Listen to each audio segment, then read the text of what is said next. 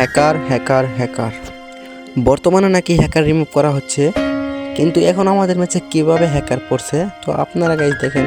এখানে আমি আমার প্লেয়াররা বলতেছিল যে তাই হ্যাকার পড়ছে ম্যাচে, তো আমি এখানে হোল্ড করতেছিলাম। যখন গ্লোয়ালটা এখানে ভাঙে তখন আমি পিছিয়ে যেতেছিলাম, তখনই আমাকে একটা প্লেয়ার মেরে দেয়। সো রিপ্লেটি খেলা আমরা দেখি এখন একটা প্লেয়ারটা হ্যাকার কিনা।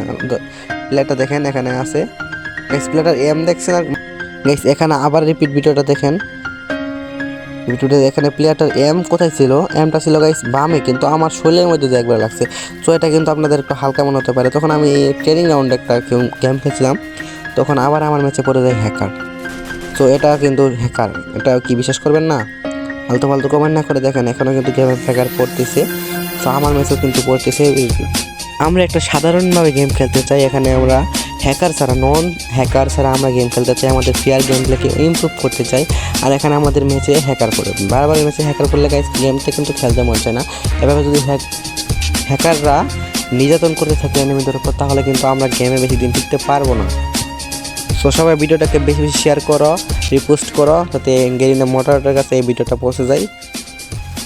আর গেরিনা মডারেটরের উদ্দেশ্যে আমার এই কথা যে হ্যাকার কেন এখনো রিমুভ করা হয়নি।